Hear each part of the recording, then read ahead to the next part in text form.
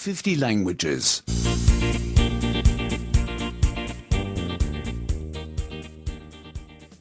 93.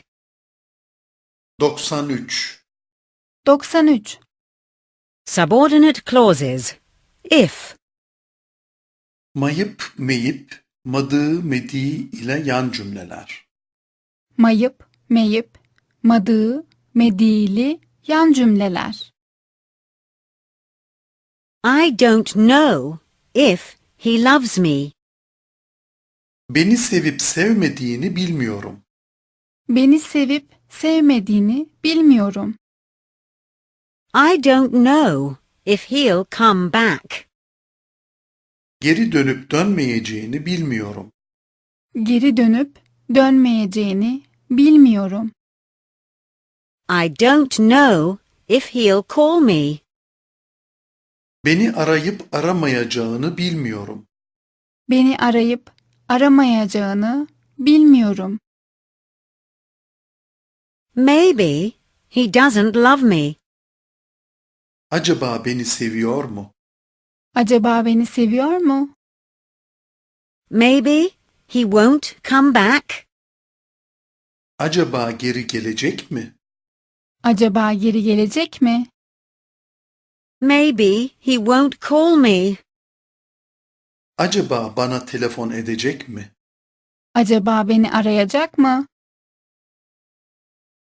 I wonder if he thinks about me. Onun beni düşünüp düşünmediğini kendime soruyorum. Onun beni düşünüp düşünmediğini kendime soruyorum. I wonder if he has someone else. Onun hayatında başka biri olup olmadığını kendime soruyorum. Onun hayatında başka biri olup olmadığını kendime soruyorum.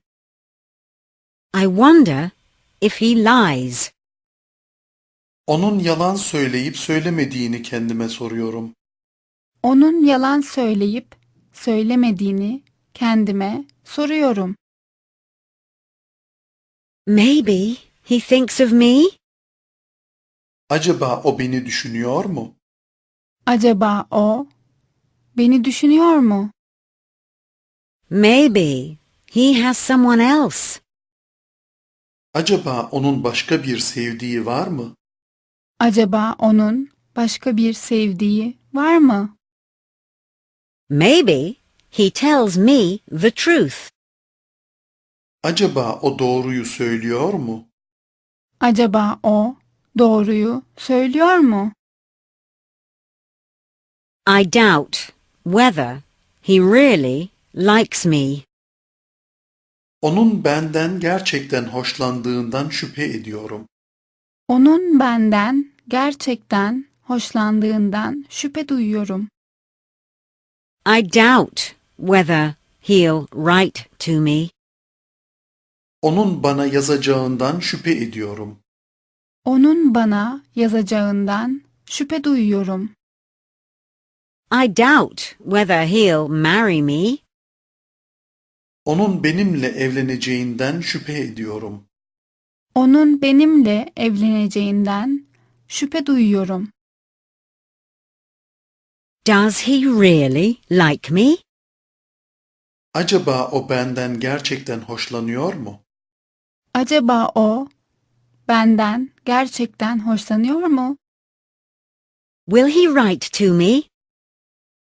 Acaba o bana yazacak mı? Acaba o bana yazacak mı? Will he marry me? Acaba o benimle evlenecek mi?